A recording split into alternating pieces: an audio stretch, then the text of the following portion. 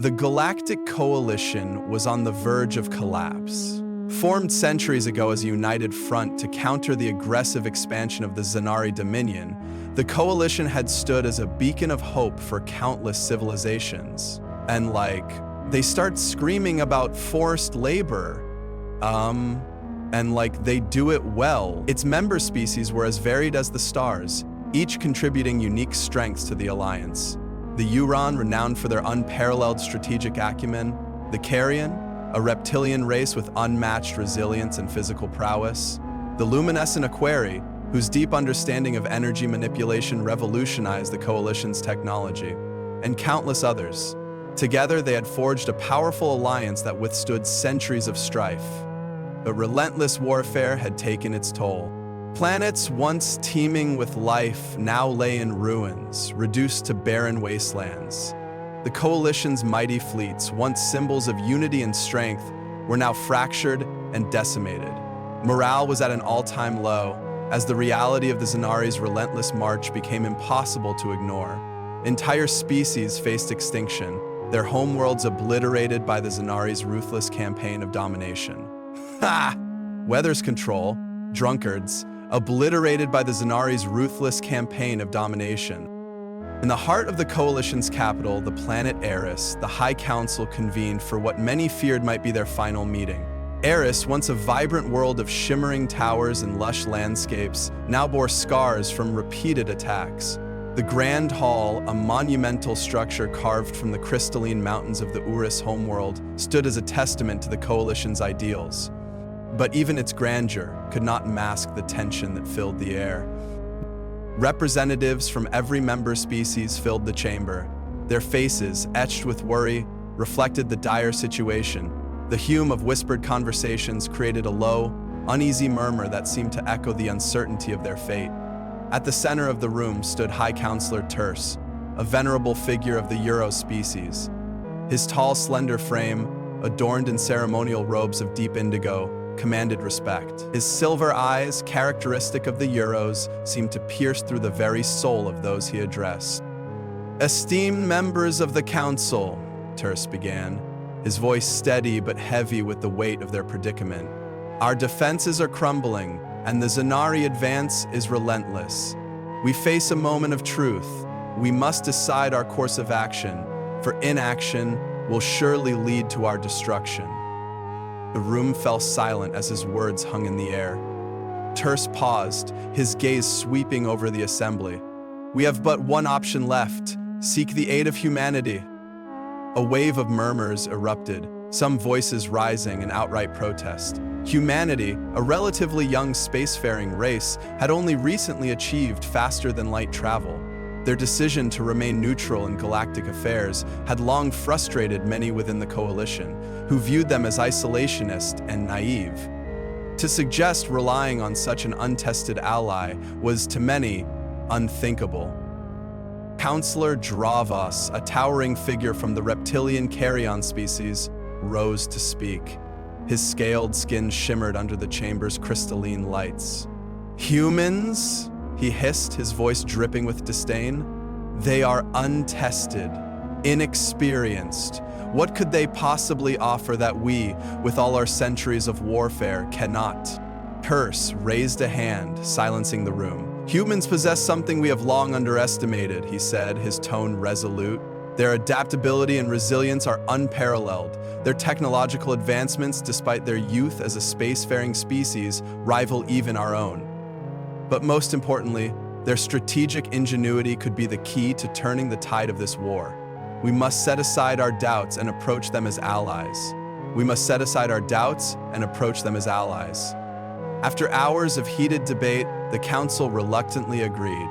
A delegation was assembled, comprising representatives from the Coalition's most influential species.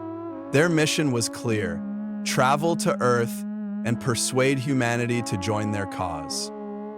The journey to Earth was fraught with tension. The envoys traveling aboard the Coalition's diplomatic flagship knew the weight of their task. Humanity had no obligation to aid them, and convincing them would require diplomacy of the highest order. As they approached the Sol system, the envoys were greeted by Earth's bustling spaceports. a stark contrast to the war-torn worlds of the Coalition. Earth, untouched by the horrors of the Zenari, appeared vibrant and full of promise. The arrival of the alien envoys created a media frenzy. News channels broadcast images of the delegation as they disembarked, their varied and often awe-inspiring appearances captivating the public. For many humans, it was their first direct encounter with extraterrestrial beings. Crowds gathered near the United Nations headquarters in New York City, eager for a glimpse of the visitors who represented the wider galaxy. Inside the UN, the envoys were met with a mixture of curiosity and apprehension. Secretary General Maria Gonzalez, a composed and pragmatic leader, welcomed them personally. High Counselor Terce, flanked by representatives of the carrion, aquarii, and other species, stepped forward to present their case. Honored leaders of Earth, Terce began, his voice resonating through the chamber. We come to you not as conquerors, but as allies in need. The Zenari Dominion, a force of unimaginable cruelty, threatens not just our worlds, but the galaxy itself. If they are not stopped, they will reach your world and your people will face the same horrors we now endure. As he spoke, holographic displays projected images of devastated planets, ruined cities, and displaced refugees. The room fell silent, the weight of the images sinking in. After a long pause, Gonzalez broke the silence. Your plea is compelling, High Counselor, but why should humanity risk its lives and resources for a war that is not ours? Terce's gaze was steady. Because this war threatens us all. Humanity's ingenuity, strength, and courage could make the difference between victory and annihilation. Together, we can stand against the Zenari. Alone, we will fall. Debate among Earth's leaders continued late into the night. Scientists, military strategists, and politicians weighed the risks and benefits. Finally, a decision was reached. Humanity would join the Galactic Coalition. The announcement marked a new chapter in Earth's history. Spaceports buzzed with activity as engineers and scientists worked tirelessly to prepare the fleet. Soldiers and pilots underwent intensive training in coalition tactics and technology. Humanity's resolve was encapsulated by Admiral Marcus Steele, a decorated officer chosen to lead the human fleet. Addressing his officers, Steele spoke with conviction. We stand on the brink of a new era. Our participation in this war will not only determine the fate of the coalition, but also define humanity's place in the galaxy. We will fight with honor, courage, and determination. When the human fleet finally arrived at the edge of the Sol system, the site left an indelible mark on the coalition's weary forces. Sleek, formidable ships glided into formation with precision, their advanced designs a testament to humanity's ingenuity. The flagship Aegis led the fleet, its hull bristling with state-of-the-art weaponry and shield systems. Admiral Kier, a seasoned strategist from the reptilian dry species, observed the newcomers with a mix of curiosity and skepticism. Opening a channel, he addressed Admiral Steele. Welcome to the Coalition fleet, Kier's gravelly voice echoed. I hope your confidence is well-founded. The Zenari are not to be underestimated. Steele's response was calm and assured. Thank you, Admiral Kier. We understand the gravity of the situation and are prepared to do whatever it takes to turn the tide. As the fleets integrated, their combined strength symbolized hope for the first time in years. The Coalition, bolstered by humanity's resolve, prepared for their next mission, to strike at the heart of the Zenari defenses in the Astera system. For the first time in generations, there was a glimmer of hope that victory might still be possible. Lieutenant Commander Tariq Aziz stood straight, his uniform spotless and his expression resolute, as Admiral Marcus Steele addressed him in the Aegis's command room. The air was charged with anticipation, the hum of activity around them underscoring the urgency of their mission. Commander Aziz, Steele began, his tone firm and commanding, Censure, our shield generators and weapon systems are operating at peak efficiency. We can't afford any malfunctions during the assault." Aziz nodded, his voice steady and confident. "Consider it done, Admiral. Our systems will perform flawlessly." As the officers dispersed to finalize preparations, Admiral Steele allowed himself a moment of reflection. The weight of the situation pressed heavily on him. The future of the Galactic Coalition, and possibly the entire galaxy, rested on their shoulders. Yet, as he surveyed the bustling bridge, filled with a crew of determined individuals, he felt a flicker of hope.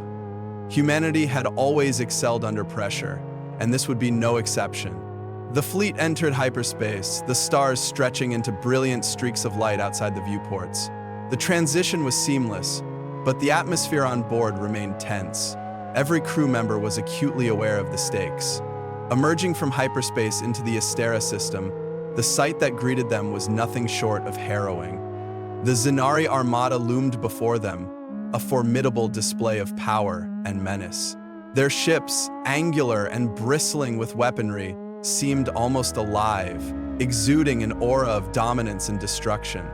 Steele wasted no time. "All ships engage at will, target their command vessels and disrupt their formations. We hit them fast and hard." The order was met with immediate action. Plasma cannons blazed, their powerful bursts illuminating the void. Fighters launched in perfect formation, weaving through the chaos with precision and executing surgical strikes that left the Zenari reeling. Humanity's advanced weaponry and innovative tactics proved to be game-changing. The Coalition ships, inspired by the audacity and effectiveness of their new allies, fought with renewed vigor. Together, they formed an unstoppable force, systematically dismantling the Zenari defenses. Amid the cacophony of battle, Admiral Kier of the reptilian dry species observed from the Coalition command ship. His skepticism about humanity was replaced with awe as he watched their relentless assault. The humans brought a level of strategic brilliance and technological sophistication that was unparalleled. For the first time in years, Kier allowed himself to hope. Victory, long elusive, now seemed possible. It seemed his relative was now seemed possible. The battle raged for hours, the void littered with debris from destroyed ships. The combined fleet's assault was relentless, breaking through the Zenari formations and shattering their command structure. By the time the last remnants of the Zenari forces fled, the Astera system, a symbol of Zenari dominance, had fallen. Cheers erupted across the Coalition fleet as the realization of their hard-won victory sank in. Admiral Steele addressed the fleet, his voice ringing with pride and determination. "Today, we have shown the galaxy that unity and determination can overcome any foe. This is just the beginning. Together, we will end this war and restore peace." The triumph at Astera was more than just a military victory. It was a turning point, a moment that electrified the Coalition and sent shockwaves through the Zenari Dominion. Humanity had proven its worth, earning the respect and admiration of their allies. But Steele knew that this victory was just the first step in a much larger campaign. The true test lay ahead. The fleet set course for Zaria, a heavily fortified Zenari stronghold and a critical supply hub for their war effort. Intelligence reports painted a grim picture. Zaria was defended by an extensive fleet, formidable capital ships, and ground installations.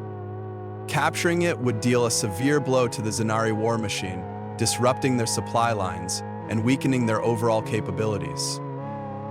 As the fleet approached Zaria, the atmosphere aboard the ships grew taut. Steele stood on the bridge of the Aegis, a massive holographic display outlining their battle plan before him.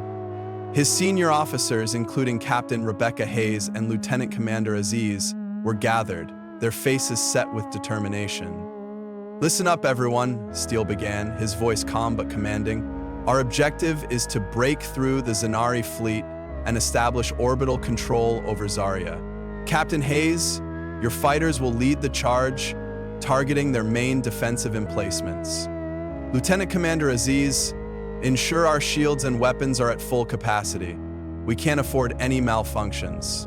Orders were relayed, and the final preparations made.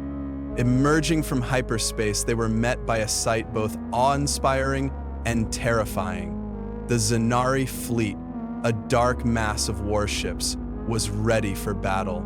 The silence of space was shattered by the roar of engines and the crackle of energy weapons as the two forces clashed in a maelstrom of destruction. Captain Hayes led her squadron into the fray, her fighter weaving through enemy fire with unmatched skill. Squadron 1, follow my lead. Engage their forward batteries and open a path for our capital ships. Her commands were executed flawlessly. The human fighters, darting through the chaos, launched precision strikes that disabled key defenses. Behind them, the larger coalition warships advanced, their cannons unleashing devastating volleys that tore through the Zenari ranks. It seemed impossible, and yet each and every warship toppled as it passed the Zenari ranks. Fighter commands were executed flawlessly. The human fighters launched precision volleys, their cannons unleashing devastating volleys that tore through the Zenari ranks. Meanwhile, aboard the Zenari command ship, Supreme Commander Zor watched the battle unfold with a mixture of anger and disbelief. The human tactics were unlike anything he had encountered. Their relentless assault was breaking through his carefully laid defenses. "All units, regroup and counterattack," Zor barked, his voice a guttural snarl. "Do not let them breach our lines." Despite Zor's efforts, the human-led assault proved unstoppable. Steele's strategic acumen shone as he directed the fleet with precision, exploiting every weakness in the enemy's formation. The Zenari fleet, once a symbol of their dominance, began to falter under the relentless onslaught. As the space battle raged, a covert operations team prepared for their mission on Zaria's surface. Led by Captain Sarah Connor, an elite soldier known for her bravery and resourcefulness, the team was tasked with infiltrating the Zenari command station and disabling the planet's defense grid. "We're going in hot," Connor briefed her team aboard the stealth dropship. "Our primary objective is to take down their defense grid. Secondary objective, gather any intel on Zenari command operations. Move fast, stay sharp, and watch each other's backs." The dropship descended through the atmosphere, its advanced stealth technology keeping it undetected. As they neared the landing zone, the team prepared for immediate engagement. The ramp lowered, and Connor led the charge into the enemy-held facility. The Zenari soldiers were ready, their towering forms and advanced armor making them formidable adversaries. But Connor's team, equipped with state-of-the-art exosuits and weapons, fought with unparalleled ferocity. Laser fire and explosions filled the corridors as the humans pushed forward, systematically eliminating any resistance. "Clear the way to the control room," Connor shouted over the din of battle. "We need to disable that grid before our fleet can commence orbital bombardment." Despite fierce opposition, the team advanced methodically. Connor, at the forefront, exemplified calm under pressure. Her tactical mind navigated the chaos with ease, each fallen Zenari bringing them one step closer to their goal. From time to time, she flashed the girls a grin and waved them on toward their goal. The Coalition's victory at the command station of Zaria was nothing short of monumental. But there was little time to celebrate. As Captain Sarah Connor's team secured the perimeter of the devastated station, reinforcements continued to arrive, fortifying the Coalition's hold on this critical Zenari stronghold. This might be their chance, and they needed the Locust. They couldn't lose this opportunity. Inside the ruined command room, technician Javier Morales was meticulously working to extract as much data as possible from the Zenari systems. "This intel could give us an edge," Morales muttered, his fingers still flying over the console, bypassing layers of encryption. Captain Connor glanced around at her battle-weary team, their faces smudged with soot and streaked with sweat. Despite the physical toll, there was a glint of determination in their eyes. "Morales, we've got limited time before the Zenari regroup. Prioritize tactical data, fleet positions, supply routes, anything we can use." Morales nodded, his focus unwavering. "Almost there," Just give me one more minute. Outside, the coalition ground forces were busy consolidating their victory. Engineers worked alongside human and alien soldiers to assess the ruins and set up defensive structures. The skies above were a grim tapestry of Zenari wreckage and coalition ships holding a protective orbit. The eerie calm was punctuated by the distant rumble of artillery strikes as straggling Zenari units were eliminated. Back aboard the flagship Aegis, Admiral Marcus Steele stood on the bridge, monitoring the tactical displays. The map of Zaria's surface was lit up with red markers, enemy positions, and a diminishing number of blue markers representing coalition forces engaged in combat. Admiral, Captain Connor's team has successfully deactivated the defense grid, reported Lieutenant Commander Tariq Aziz, his voice filled with quiet triumph. Steele nodded. Good. Commence orbital bombardment. Target all major fortifications and supply lines. I want a clear path for our ground troops. The order was relayed, and moments later the coalition fleet unleashed a devastating assault. Plasma cannons and kinetic weapons rained down from orbit, striking with pinpoint accuracy. The Zenari's once imposing defenses crumbled, their fortified positions exploding into plumes of fire and debris. The Zenari response was chaotic. Their commanders, cut off from reinforcements and overwhelmed by the precision of the coalition's strikes, began to falter. Soldiers who had once stood as symbols of Zenari dominance were now disorganized and desperate. Meanwhile, Captain Connor's team remained entrenched within the command station. The Zenari's attempts to retake the facility grew increasingly frantic. Waves of heavily armored soldiers poured in, their numbers bolstered by reinforcements from the planet's outskirts. Connor barked orders over the din of gunfire. "Hold the line! We've come too far to lose this ground now!" Sergeant Alexei Petro, towering in his heavy X-suit, gritted his teeth as he unleashed a torrent of fire from his Gatling cannon. "They just keep coming," he growled, mowing down a squad of Zenari soldiers. At her side, Lieutenant Naomi Kim, the team's medic, worked tirelessly, stabilizing wounded soldiers and administering life-saving treatments under fire. "Stay with me," she urged a young coalition trooper, her hands steady despite the chaos around her. Despite their valor, the Zenari pressure was unrelenting. Ammo supplies were dwindling, and fatigue was taking its toll. Connor keyed into her comms, her tone sharp. "Fleet Command, we need reinforcements immediately. We can't hold this position much longer." On board the Aegis, Admiral Steele observed the unfolding battle. He turned to Captain Rebecca Hayes. "Deploy the ground troops, now." Dropships carrying reinforcements descended from the fleet, braving Zenari anti-aircraft fire. The first wave of soldiers hit the ground running, their presence reigniting the fight. Equipped with advanced weaponry and supported by coalition tanks and walkers, the reinforcements pushed back the Zenari forces, breaking their offensive lines. Connor and her team seized the moment, launching a counteroffensive that drove the Zenari into a retreat. By the time the dust settled, the command station was firmly in coalition hands. Admiral Steele's voice crackled over the comms. "Excellent work, Captain Connor. You've secured a vital victory for the coalition.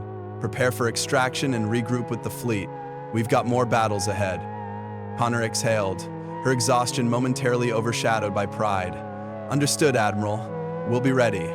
Back aboard the Aegis, Admiral Steele was already looking toward the next phase of the war. The coalition's success on Zaria had paved the way for a bold new strategy: the deployment of humanity's most advanced weapon, the Nova Cannon. Developed in utmost secrecy, the Nova Cannon was the pinnacle of Earth's technological ingenuity. It was a weapon capable of unleashing a focused energy burst, powerful enough to destroy entire fleets. Steele had held it in reserve, aware that its use would mark a turning point in the conflict. "Our target is the Zenari flagship, the Wrath of Kor," Steele announced in the command briefing. "Destroying it will cripple their command structure and send a message to the entire Dominion." The Wrath of Kor was no ordinary vessel. It was a dreadnought of unimaginable scale, bristling with weaponry and protected by layers of shields and armor. For years, it had been a symbol of Zenari dominance. The Coalition fleet emerged from hyperspace in the Darnik sector, where the Wrath of Kor awaited. The Zenari fleet moved to intercept them, their formations bristling with readiness. Activate the Nova Cannon, Steele ordered. Begin charging sequences. As the Aegis's engineers worked to bring the weapon online, the Coalition ships formed a protective perimeter. Waves of Zenari fighters and bombers surged toward the flagship, intent on destroying it before the cannon could fire. Hold the line, Steele commanded. Protect the Aegis at all costs. The battle that followed was a maelstrom of destruction. Coalition fighters engaged in dogfights, while larger ships exchanged devastating volleys of fire. Despite sustaining heavy damage, the Coalition forces held their ground, buying precious time. Finally, the Nova Cannon was ready. Target locked, an engineer reported. Steele stepped forward, his voice steady. Fire. The Aegis shuddered as the Nova Cannon unleashed its devastating energy burst. A blinding beam of light cut through the void, striking the Wrath of Kor with unerring precision. The Zenari flagship's shields flared brilliantly, then collapsed under the immense power. The beam sliced through the dreadnought, triggering a cataclysmic explosion that lit up the battlefield. As the debris of the Wrath of Kor drifted in the void, the Zenari fleet faltered. Their morale shattered. They began to retreat, abandoning the sector. Cheers erupted throughout the Coalition fleet. On the bridge of the Aegis, Admiral Steele allowed himself a rare smile. "This victory will be remembered," he said. "But our work isn't done. Let's finish what we started." The destruction of the Wrath of Kor was a turning point, but the war was far from over.